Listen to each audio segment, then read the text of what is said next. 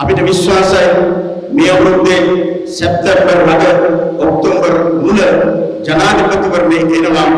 ඒ ජනාධිපතිවරණයේදී මාලිමාවේ අපේ පක්ෂයේ නායක අනුරාධ සානායක සහෝදරයා අනිවාර්යයෙන්ම ජයග්‍රහණය කරනවා. இந்த வருடத்திலே செப்டம்பர் மாத கடைசியில் அல்லது அக்டோபர் மாத இறுதியில் வரும் ஜனாதிபதி தேர்தலிலே எமது தேசிய மக்கள் சக்தியின் தலைவர் அனுரාධ සානායක அவர்கள் கட்டாயமாக வெற்றி பெறுவார் என்ற நம்பிக்கை எங்களுக்கு இருக்கிறது. ඒ තමයි වැඩ කරන පන්තියේ ජනතාවගේ නායකයා, වැඩ කරන පන්තියේ ජනතාවගේ දේශපාලන පක්ෂය. அதுதான் அவர்தான் நமது நாட்டிலே உழைக்கும் மக்களின் தலைவர். அதே போன்று தேசிய மக்கள் சக்தி தான் இந்த நாட்டிலே உழைக்கும் மக்களின் உரிமைகளை பெற்றுக் கொடுக்கும் அமைப்பு அல்லது கட்சியாக இருக்கின்றது. ඒ සඳහා ලංකාව තුළ ජීවත් වන ශ්‍රී ලාංකීය ජනතාවත්, ලංකාවෙන් පිට විදේශගතව ඉන්න ශ්‍රී ලාංකීය ජනතාවත් අද බහුතරයක් ඒ වෙනුවෙන් පෙළ ගැහිලා ඒ වෙනුවෙන් සංවිධානය වෙලා ඉන්නවා. இதனை வெற்றி கொள்வதற்காக இன்று இலங்கையிலே வாழும் அனைத்து மக்களும் இலங்கையர்கள் என்ற அடிப்படையிலே முன் வந்திருக்கின்றார்கள். அது மட்டுமல்ல, இலங்கைக்கு வெளியே புலம்பெயர்ந்திருக்கும் இலங்கையர்களும் இன்று முன்வந்து இந்த வெற்றியை அடைவதற்காக அனைவருமே அணிதிரண்டு ஊரணியிலே அணிதிரண்டிருக்கின்றதை காணக்கூடியதாக இருக்கின்றது. ජාතික ජනබල වේගයේ විදියට දේශපාලන පක්ෂයක් විදියට අපි පවත්වන අවසාන මැයි දින රැළිය තමයි අද මේ පවත්වන්නේ. ලබන අවුරුද්දේ අපි පවත්වන්නේ ජාතික ජනබල වේගයේ ආණ්ඩුවකින් පවත්වන ලෝක කම්පන දිනය මැයි දින. ஆமாம், நாங்கள் தேசிய மக்கள் சக்தி என்ற அடிப்படையிலும் இந்த வருடத்திலே நடத்தும் எமது ஆட்சியிலே நடத்தும் கடைசி மே தினம் இதுவாகத்தான் இருக்கும். அதாவது அடுத்த மே தினத்தை நாங்கள் நினைவு கூறுவது, கொண்டாடுவது தேசிய மக்கள் சக்தியின் ஒரு ஆட்சியின் கீழ் என்பதை நாங்கள் இங்கு கூற விரும்புகின்றோம். අපේ ලංකාව කඩාගෙන වැටුනේ මේ පාලකයන්ගේ වැරදි ආර්ථික දේශපාලන ප්‍රතිපත්ති නිසා. எமது நாடு இந்த அளவுக்கு சீரழிந்து சென்றது எமது நாட்டின் ஆட்சி செய்த அரசியல்வாதிகளின் தவறான போக்கின் காரணமாக. පහුගිය කාලේ පුරාවට අපේ රටේ නිෂ්පාදනය කඩාගෙන වැටුණා. கடந்த காலம் முழுவதும் எமது நாட்டிலே உற்பத்தி துறையிலே பாரிய ஒரு சரிவினையை சந்தித்தோம். ආර්ථිකය කඩාගෙන වැටෙන්න බලපාපු ප්‍රධාන සාධකය රටේ ජාතික නිෂ්පාදනය කඩාගෙන වැටීම. பொருளாதார சரிவுக்கு மிகவும் முக்கியமாக காணப்பட்டது நாட்டின் உற்பத்தி துறை சரிவடைந்ததாகும். ඒ වගේම තමයි අපේ රට කඩාගෙන වැටෙන්න බලපාන දෙවන ප්‍රධාන හේතුව මේ කුණෙච්ච ගඳ ගන්න පල්වෙන දේශපාලන සංස්කෘතිය. அடுத்ததாக எமது நாடு இந்த அளவு சீரழிந்து போவதற்கு காரணம் எமது நாட்டிலே ஒரு சாக்கடையாக இருக்கும் இந்த அரசியல் துறையும் அரசியல்வாதிகளுமே காரணமாக இருந்தனர். හොරකම, දූෂණය, වංචාව, නාස්තිය, පගාව හැමතැනම පිරීලා ඉතිරලා ඒක තමයි රටේ ආර්ථික කඩාවැටෙන්න දෙවෙනි හේතුව. அடுத்ததாக இந்த நாட்டிலே ஊழல், மோசடி, வீண் விரயம், களவு, பொய், லஞ்சம் போன்றவையும் இந்த நாட்டின் இந்த சீரழிவுக்கு காரணமாக இருந்தன. මාලිමාවේ පාලනයක් යටතේ පළමුවෙන්ම අපි මේ දේශපාලන සංස්කෘතිය වෙනස් කරනවා. திசை காட்டின் எமது ஆட்சியின் கீழ் முதலாவதாக இந்த ஊழல், மோசடி, வீண் விரயம், லஞ்சம், கொள்ளை என்பதை நாங்கள் இல்லாமலாக்குவோம். හොරකම, දූෂණය, වංචාව, පගාව නැති රටක් නිර්මාණය කිරීම මාලිමාවේ පළවෙනි වගකීම වෙනවා. ஊழல், மோசடி, களவு, பொய், லஞ்சம் இல்லாத ஆட்சியை உருவாக்குவதுதான் திசை காட்டி ஆட்சியின் முதலாவது கடமையாக இருக்கும். ඒක කරන්න පුළුවන් වෙන්නේ එහෙම දේවල්ට සම්බන්ධ වෙච්ච නැති දේශපාලන පක්ෂයකට, ඒ කියන්නේ මාලිමාවට විතරයි. அவ்வாறான ஒரு நிலையை உருவாக்க முடிவதும் இந்த நாட்டிலே ஊழல், மோசடி, களவு, பொய் செய்யாத ஆட்சியாளர்களுக்கு, தலைவர்களுக்கு மட்டும்தான். அவ்வாறு இருப்பது திசை காட்டியின் தேசிய மக்கள் சக்தியின் உறுப்பினர்கள் மட்டும்தான் என்பதை கூற விரும்புகின்றோம். ඒ සඳහා දැනට තියෙන නීති ප්‍රමාණවත්, ඒ නීති මතිනම් අපි අලුත් නීති හදලා දීලා හරි කෙටි කාලයක් තුළ අපේ රටේ නීතිය, විනය මේ දූෂිත දේශපාලන සංස්කෘතිය වෙනස් කරනවාමයි. அதற்காக தற்போதுள்ள சட்ட திட்டங்கள் போதா நாங்கள் நினைக்கின்றோம் தாராளமானது. அவ்வாறு காணாமல் போனாலும் புதிய சட்டங்களை கொண்டு வந்தும் இந்த களவு, பொய், ஊழல், மோசடி, லஞ்சம் என்பதை இல்லாமலாக்குவதற்கு நாங்கள் கட்டாயமாக செயல்படுவோம் என்பதை கூற விரும்புகிறோம். ඒ සඳහා ජනාධිපති ජයග්‍රහණයෙන් පස්සේ මේ දූෂිත ඇමති මණ්ඩලය විසුරුව හැරලා ඉක්මන් පාර්ලිමේන්තු මැතිවරණය අනුදිසානායක සහෝදරයාගේ නායකත්වයෙන් කැඳවනවා. அதற்காக தற்போது இருக்கும் இந்த மோசடியான ஊழல்மிக்க பாராளுமன்றத்தை கலைத்து எமது அன்றமாக விசாரணாக ஜனாதிபதி அவர்களின் தலைமையின் கீழ் உடனடியாக நாங்கள் பாராளுமன்ற தேர்தலை நாங்கள் நடைமுறைப்படுத்தி அதை நடத்துவோம். අන්නේ පාර්ලිමේන්තු මැතිවරණයට මේ උතුරේ නියෝජනය කරන ප්‍රගතිශීලී දේශපාලන පක්ෂ සියලු දෙනාට අපි ආරාධනා කරනවා එන්න අපිත් එක්ක අත්වල බැඳගන්න සිංහල දෙමළ මුස්ලිම් සියලු දෙනාගෙන් සමන්විත වෙච්ච මාලිමාවේ ජාතික සමගියෙන් යුක්ත ආණ්ඩුවක් අපි පිහිටුවමු. அதற்காக நாங்கள் அழைப்பு விடுக்கின்றோம். இந்த பாராளுமன்ற தேர்தலின் போது இந்த நாட்டிலே இருக்கும் ஊழல் மோசடி இல்லாத ஒரு ஆட்சியை விரும்பும், ஊழல் மோசடி இல்லாத ஒரு அரசாங்கத்தை விரும்பும் இந்த நாட்டில் உள்ள சிங்களம் தமிழ் முஸ்லிம் அனைத்து மக்களையும் அனைத்து கட்சிகளையும் நாங்கள் அழைக்கின்றோம் என்போடு கைகோர்த்து ஒரு சிறந்த ஆட்சியை நாங்கள் அமைப்போம் என்று. පහුගිය කාලේ පුරාවටම උතුරේ බොහෝ දේශපාලන පක්ෂ හිටියේ විපක්ෂයේ. ඒ විපක්ෂයේ හිටපු තැනින් ඉවත් වෙලා අපි එකතු වෙලා සමගි ආණ්ඩුවක් ගොඩනගමු. கடந்த காலம் முழுவதும் நமக்கு தெரியும் இந்த வடக்கை பிரித்து கட்சிகள் கணிசமான கட்சிகள் எதிர்கட்சியிலே தான் இருந்தார்கள். நாங்கள் அவர்களுக்கும் அழைப்பு விடுக்கின்றோம். எதிர்கட்சியில் இருந்தது போதும் ஒரு நேர்மையான ஒரு ஆட்சி முறை வந்திருக்கின்றது. எனவே எம்முடன் கைகோர்த்து இந்த நாட்டை அனைத்து மக்களுக்கும் சிறந்த ஒரு உரிமைகள் அபிவிருத்தி சலுகைகளை வழங்கக்கூடிய அரசாங்கத்துடன் கைகோர்த்து நாங்கள் அனைவரும் ஒன்றாக செயல்படுவோம் என்று நாங்கள் அவர்களை அழைக்கின்றோம். ඒ සඳහා අපි උතුරේ සියලුම දේශපාලන පක්ෂවලට ප්‍රගතිශීලී දේශපාලන පක්ෂවලට විවෘතව මේ මුහුදේ ආරාධනා කරනවා. அதற்காக இந்த வடக்கை பிரிவு செய்யும் முற்போக்கான நலனை விரும்பும் ஒற்றுமையை விரும்பும் அபிவிருத்தியை விரும்பும் அனைத்து கட்சிகளையும் நாங்கள் அழைக்கின்றோம். எங்களுடன் கைகோர்த்து நாங்கள் இந்த பயணத்தை போவோம். පළමුව අපි ජනාධිපතිවරණය ජයග්‍රහණය කරමු. දෙවනුව අපි ජාතික සමගියේ මාලිමාවේ ආණ්ඩුවක් අපි පිහිටුවමු. முதற்கட்டமாக நாங்கள் ஜனாதிபதி தேர்தலிலே வெற்றி பெறுவோம். அடுத்த கட்டமாக இந்த நாட்டின் தேசிய ஒற்றுமையை வளர்ப்பதற்கு, தேசிய ஒற்றுமையை கட்டியெழுப்புவதற்காக செயல்படக்கூடிய ஒரு அரசாங்கத்தை நாங்கள் அனைவரும் கொண்டு சேர்ந்து அமைப்போம் என்று கூறுகின்றோம். රටේ නීතිය විනය ඇති කරාට පස්සේ වංචාව දූෂණය හොරකම නැති කරාට පස්සේ රට අලුත් මඟකට හැරෙනවා. நாட்டின் ஒழுக்கம் அதே போன்று நற்பண்புகளை கட்டியெழுப்பதன் பின்பு அடுத்த கட்டமாக இந்த ஊழல் மோசடி போன்றவை தானாகவே மறையும். ඊට පස්සේ අපේ ජාතික සමගිය ගොඩනැගීමත් අපේ රටේ ජනතාවගේ මූලික අයිතිවාසිකම් ආරක්ෂා කිරීමත් ඉලක්ක කරගත්තු නව ආණ්ඩුක්‍රම ව්‍යවස්ථාවක් සම්පාදනය කරමු. அடுத்த கட்டமாக இந்த நாட்டின் தேசிய ஒற்றுமையை கட்டியெழுப்பதற்காகவும் அதே போன்று நாட்டின் அனைத்து மக்களுடைய உரிமைகளை பெற்றுக் கொடுப்பதற்குரிய வகையிலே புதிய ஒரு அரசியல் யாப்பை நாங்கள் தயாரிப்போம்.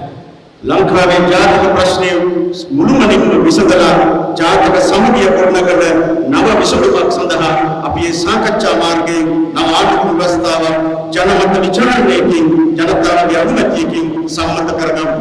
நாட்டின் இனப்பிரச்சனையை தீர்க்கக்கூடிய வகையிலே நாட்டின் அனைத்து மக்களுக்கும் உரிமைகள் வழங்கக்கூடிய வகையிலே ஒரு அரசியல் யாப்பை தயாரித்து அந்த அரசியல் யாப்பை மக்கள் கருத்து கணிப்பீடு வாக்குக்கு சமர்ப்பித்து மக்களுடைய ஆதரவோடு நாங்கள் அதை நடைமுறைப்படுத்துவோம். එතකොට අපෝ කාටවත් බලය සඳහා ජාතිවාදය පාවිච්චි කරන්න බෑ. அவ்வாறான ஒரு சூழலிலே மீண்டும் இனவாதத்தை ஆட்சியாளர்களுடைய இருப்பை தக்க வைத்துக் கொள்வதற்காக இனவாதத்தை தூண்டுவதற்கோ இனவாதத்தை செயற்படுவதற்கோ முடியாது. එතනින් අලුත් පරිච්ඡේදයක් අලුත් යුගයක් අපි රටේ ආරම්භ කරනවා. அதனூடாக நமது நாட்டிலே புதிய ஒரு அத்தியாயம் ஆரம்பிக்கப்படும். ඊට පස්සේ අපිට තියෙන්නේ රටේ නිෂ්පාදනයේ මත පදනම් වෙච්ච ආර්ථිකය ගොඩනැගීම. அடுத்த கட்டமாக நமக்கு இருப்பது நாட்டின் உற்பத்தி துறையை வளர்க்கக்கூடிய வகையிலே எமது பொருளாதாரத்தை வளர்க்க வேண்டும். ඒ සඳහා වෙච්ච සැලැස්මක් වැඩපිළිවෙල මාලිමාවේ අපිට තියෙනවා. அதற்கான கொள்கை திட்டம் அதற்கான எமது வேலை திட்டங்கள், அதற்கான நபர்கள் எம்முடன் இருக்கின்றார்கள், கொள்கை திட்டங்கள் இருக்கின்றன. කෙටිකාලීන මධ්‍යකාලීන දිගුකාලීන ආර්ථික සැලැස්මක් යටතේ අපි මේ රට සංවර්ධනය කරමු. குறுகிய கால, இடைநிலை கால, நீண்ட கால கொள்கைகளின் ஊடாக இந்த நாட்டை அபிவிருத்தி செய்வதற்கு நாங்கள் தயார். අපි දන්නවා පුරේ ජනතාව බහුතරයක් අද විදේශගතව ජීවත් වෙනවා. எங்களுக்கு தெரியும் என்று இந்த வடக்கை எடுத்துக்கொண்டாலும் பெரும்பான்மையான மக்கள் வெளிநாடுகளிலே பணிபுரிகிறார்கள். විදේශගතව ඉන්න ඒ සියලුම ශ්‍රී ලාංකිකයන්ට විශේෂයෙන්ම උතුරේ ජනතාව නියෝජනය කරමින් ඉන්න විදේශගතව ඉන්න ශ්‍රී ලාංකිකයන්ට අපි ආරාධනා කරනවා එන්න රට හදන මහා දැවැන්ත සංග්‍රාමයට එකතු වෙන්න පුළුවන්. குறிப்பாக இந்த வடக்கிலே இருக்கும் மக்களுக்கும் பொதுவாக வெளிநாடுகளில் இருக்கும் பணியாளர்களுக்கு பொதுவாக வட மாகாணத்தை பிரித்து செய்து வெளிநாடுகளுக்கு சென்றிருக்கும் அனைத்து இலங்கையர்களுக்கும் நாங்கள் அழைப்பு விடுக்கின்றோம். பாருங்கள், நாங்கள் அனைவருமே ஒன்று சேர்ந்து இந்த நாட்டை கட்டி அளிப்போம் என்று. රට ගොඩනගන්න අපිට ඕනතරම් භෞතික සම්පත් තියෙනවා, මානව සම්පතක් ඉන්නවා. நாட்டை கட்டியெழுப்பக்கூடிய வகையிலே நமக்கு பௌதீக வளங்கள், இயற்கை வளங்கள் இருக்கின்றன. அதே போன்று நாட்டை கட்டியெழுப்பக்கூடிய மனித வளமும், சிறந்த ஒரு மனித வளமும் எமது நாட்டிலே இருக்கின்றன. මෙච්චර කාලයක් ඒ සඳහා කැපවුණ, ඒ සඳහා නායකත්වය දෙන්න පුළුවන් අදූෂිත දේශපාලන ව්‍යාපාරයක් බලේ හිටියේ නැහැ. இதுவரை காலமும் அந்த செயற்பாட்டுக்கு தலைமை தாங்கக்கூடிய வகையிலே நேர்மையான ஒரு அரசியல் தலைமைத்துவம் எமது நாட்டிலே காணப்படவில்லை.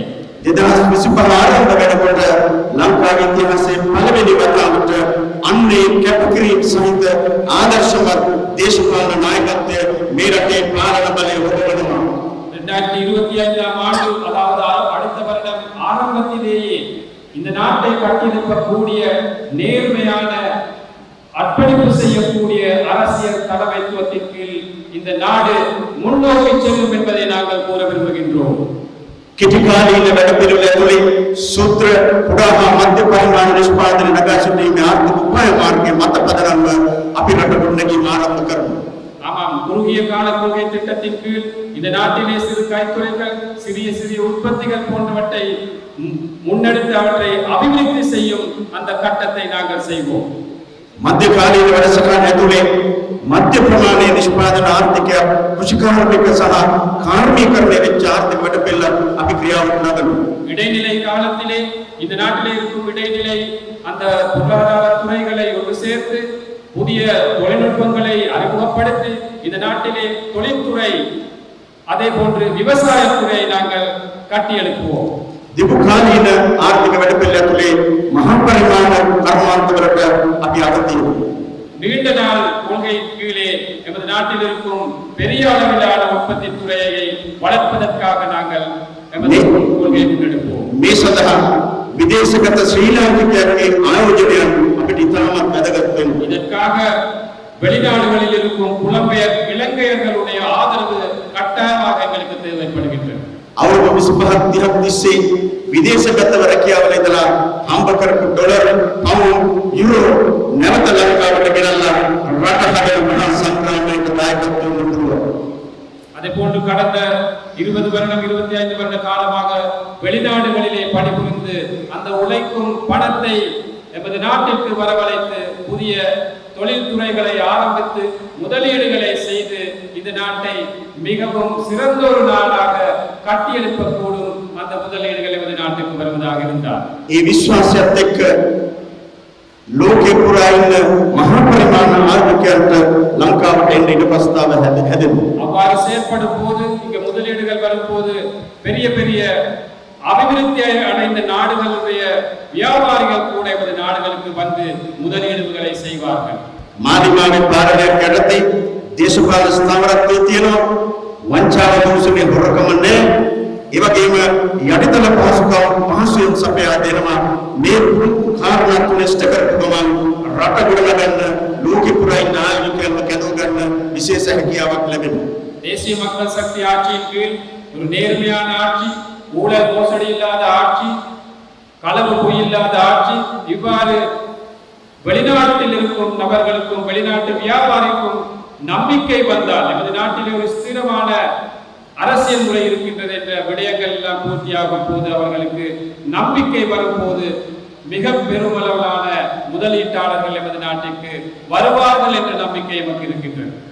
ஜப்பானிய ஹிரோஷிமா நாகசாகி பூமி பிரகாரம் அடாගෙන වැටුණු ஜப்பான் நாட்டிலே ஹிரோஷிமா நாகசாகி போன்ற நகரங்களில் அந்த குண்டு விளைச்சல் அணுகுண்டு விளைச்சலினூடாக மிகவும் பாரதூரமான நிலைக்கு தள்ளப்பட்டது.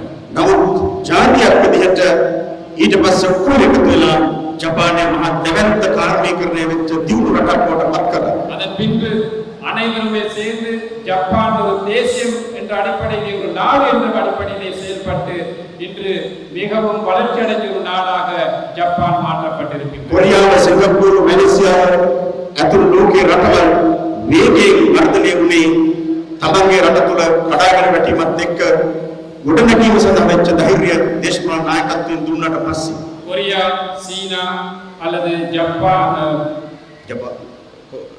சிங்கப்பூர் போன்ற நாடுகள், மலேசியா போன்ற நாடுகள் அவர்களுடைய சரிவின் காரணமாக அந்த சரிவடைந்த நிலையில் இருந்து மீட்டெடுக்க வேண்டும் என்ற அந்த தலைமைத்துவம் வழங்கிதான் என்று மிகவும் வளர்ச்சி அடைந்த நிலையிலே அந்த நாடுகள் காணப்படுகின்றன. 1993 வியட்நாம் கர்மாந்தவரை லங்காවට ආවා. 1993 ஆண்டு வியட்நாம் நாட்டின் கைத்தொழில்துறை அமைச்சர் இலங்கைக்கு வருகை தந்தார். එතකොට ලංකාවේ කර්මාන්තවති වත්මන් ජනාධිපති රනිල් වික්‍රමසිංහ அப்போது எமது நாட்டிலே கைத்தொழில் அமைச்சர் இன்றைய ஜனாதிபதியான ரணில் விக்ரமசிங்க. ඒ වෙලාවේ වියට්නාමේ වාර්ෂික අපනයන ආදායම ඩොලර් බිලියන 3යි. அந்நேரத்திலே வியட்நாமின் வருடாந்த வருமானமாக இருந்தது 3 பில்லியன் டாலர்கள் ஆகும். லங்காවේ வார்ஷிக අපනයන ආදායම ඩොලර් බිලියන 3යි. இலங்கையிலே வருமானமாக இருந்தது ஏற்றுமதி வருமானம் டாலர் பில்லியன் 3. අපි දෙගොල්ලම හිටියේ එක සමාන තැනක. நாங்கள் இரு நாடுமே சமனான நிலையிலே இருந்தோம். අද වෙනකොට ලංකාවේ අවුරුද්දක අපනයන ආදායම ඩොලර් බිලියන 12යි. இன்று இலங்கையிலே ஏற்றுமதி ஒரு வருடத்துக்கான ஏற்றுமதி வருமானம் 12 பில்லியன் டாலர் மட்டுமே.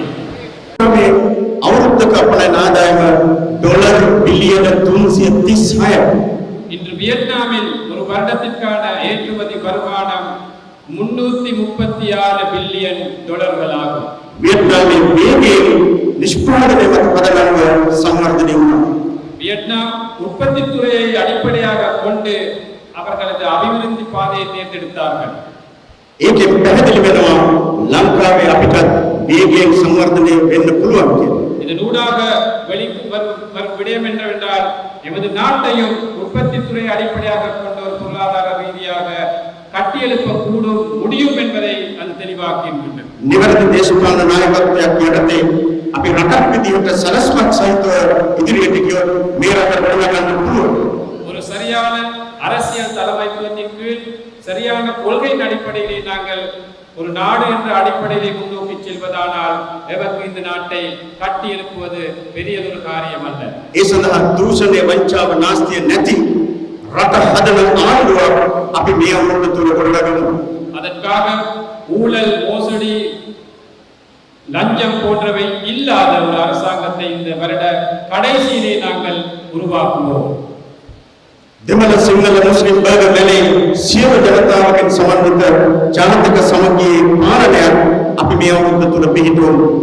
இந்த வருட இறுதியிலே இந்த நாட்டிலே சிங்களம், தமிழ், முஸ்லிம் வேறுபாடு என்ற வேறுபாடு இன்றி இலங்கையர்கள் என்ற அடிப்படையிலே தேசிய ஒற்றுமையை வளர்த்த ஒரு ஆட்சியை நாங்கள் அமைப்போம்.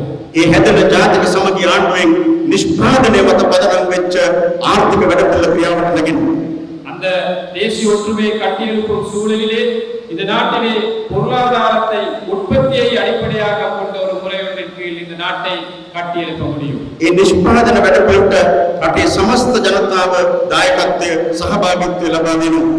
அந்த உற்பத்தி துறை பொருளாதாரத்திற்காக இந்த நாட்டில் இருக்கும் அனைத்து மக்களுடைய ஆதரவும் கிடைக்கும் என்று நாங்கள் நம்புகின்றோம். අන්න එතකොට උතුරේ ජනතාවගේ දකුණේ ජනතාවගේ මුළු රටේම ජනතාවගේ රැකියා ප්‍රශ්නය ස්වභාවිකවම විසඳෙනවා.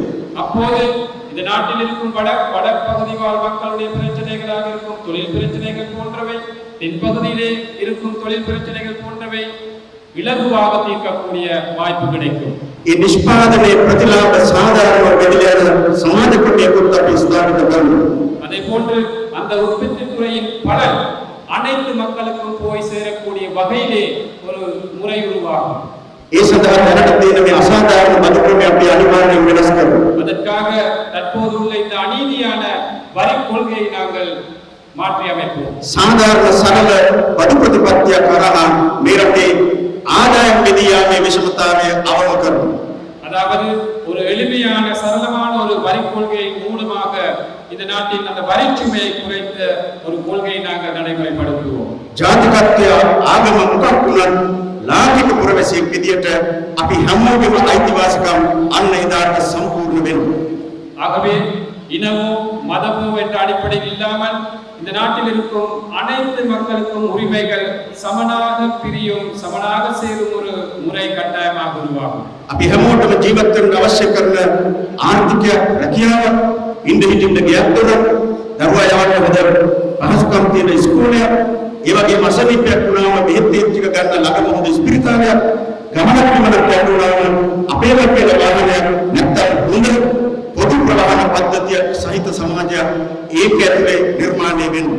அதே போன்று நமக்கு குறைபாடு இல்லாமல் வாழக்கூடிய ஒரு வருமானம், நல்லதொரு தொழில் வாய்ப்பு, நமது பிள்ளைகளுக்கு கட்டக்கூடிய வகையிலே சிறந்த ஒரு பாடசாலை, நாங்கள் நோய்வாய்ப்பட்டால் மருந்தெடுப்பதற்கான வைத்தியசாலைகள், எமக்கு ஏதாவது பயணம் போவதற்குமாக இருந்தால் எமக்கே உரிய வாகனம், அப்படி இல்லாவிட்டால் சிறந்த ஒரு பொது போக்குவரத்து போன்ற வசதிகள் அனைத்துமே எங்களுக்கு பெற்றுக்கொள்ள முடியும். බලය, ධනය, ජාතිය, ආගම, කුලය මත නීතිය ක්‍රියාත්මක වෙන්නේ නැහැ. සම්මුතම සාධාරණව එක අසාධාරණව නීතිය ක්‍රියාත්මක වෙනවා. அரசியல் அதிகாரமோ அல்லது அவருடைய பொருளாதாரமோ அல்லது அவருடைய இனமோ மதமோ சாதியோ பிரதேசமோ அவற்றை அடிப்படையாக கொள்ளாமல் மனிதர்கள், இளைஞர்கள் என்ற அடிப்படையிலே தான் அனைத்து உரிமைகளும் அனைத்து மக்களுக்கும் கிடைக்கும். அண்டை රටාට නිර්මාණය කරන ඒ සඳහා සියලු දෙනාම එකතු වෙන්න, ශක්තිමත් වෙන්න, නොපසුබටව ඉදිරියට එන්න. ஆமாம், அதே போன்று சட்டம் கூட இந்த வேறுபாடுகள் இல்லாமல் அனைத்து மக்களுக்கும் சமனாக கிடைக்கும். அவ்வாறான ஒரு ஆட்சி அமைத்துக் கொள்வதற்காக நாங்கள் அனைவருமே கைகோர்த்து செயல்படுவோம் என்ற கோரிக்கையை நாங்கள் விடுக்கின்றோம். ඒකට ඉදිරියට එන්න බය වෙන්න එපා. அதற்கு முன்வருவதற்காக நீங்கள் கொஞ்சம் கூட அச்சப்பட தேவையில்லை. අපි අසාධාරණයට විරුද්ධව සටන් කරන්න සූදානම්. அநீதிக்கு எதிராக போராடுவதற்கு நாங்கள் தயார். நாங்கள் அநீதிக்கு எதிராக தயார். අපි ඒකට සූදානම්. நாங்கள் அதற்கு தயார். අපි ජාතික සමගිය ගොඩනගමු. No discrimination of race, religion or caste. Let us fight for freedom struggle. ජාති ආගම් කුල ભેද නැති නව නිදහස් සමගලයක් සඳහා සටන් කරමු. இனம், மதம், ஜாதி பேதம் இல்லாத புதிய சுதந்திர போராட்டத்திற்காக போராட்டுவோம். ජාත්‍යාගම් කුල ભેද දෙනවා අවදල ඇසදා සටන් කරමු. අපි අතර ભેද නැහැ.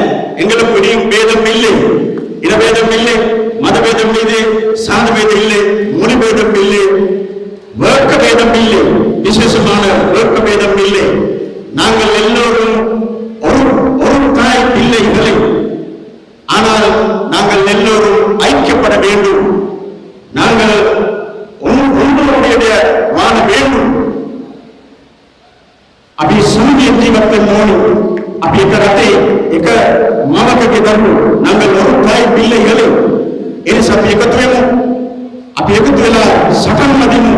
මේ අසාධාරණයට විරුද්ධව සටන් වැදලා නිදහස් ලංකාවක් බිහි කරමු. අන්න ඒ වෙනුවෙන් ඔබ සියලු දෙනාට ශක්තිය ධෛර්යය ලැබේවායි ප්‍රාර්ථනා කරමු. நாங்கள் அனைவரும் கைகோர்த்து இந்த நாட்டின் அநீதிக்கு எதிரான ஒரு சிறந்த ஆட்சியை அமைப்போம். அதற்காக நாங்கள் அனைவருமே ஒன்றாக கைகோர்த்துக் கொள்வோம் என்ற கோரிக்கையை விடுக்கின்றோம். ලාංකීය වැඩ කරන ජනතාවට ජය වේවා. இலங்கை உழைக்கும் மக்களுக்கு வெற்றி. ලාංකීය සිංහල දෙමළ මුස්ලිම් වර්ග බැලේ ජාතික සමගියට ජය වේවා. இலங்கை வாழ் சிங்கள தமிழ் முஸ்லிம் வேகமலே மக்களுடைய தேசிய ஒற்றுமைக்கு வெற்றி. රට ගොඩනගන ජාතික ජනබල වේගයේ මාලිගාවට ජය වේවා. நாட்டை கட்டியெழுப்பும் தேசிய மக்கள் சக்தியின் திசை காட்டிக்கு வெற்றி. ඔබ සියලු දෙනාටම ජය වේවා.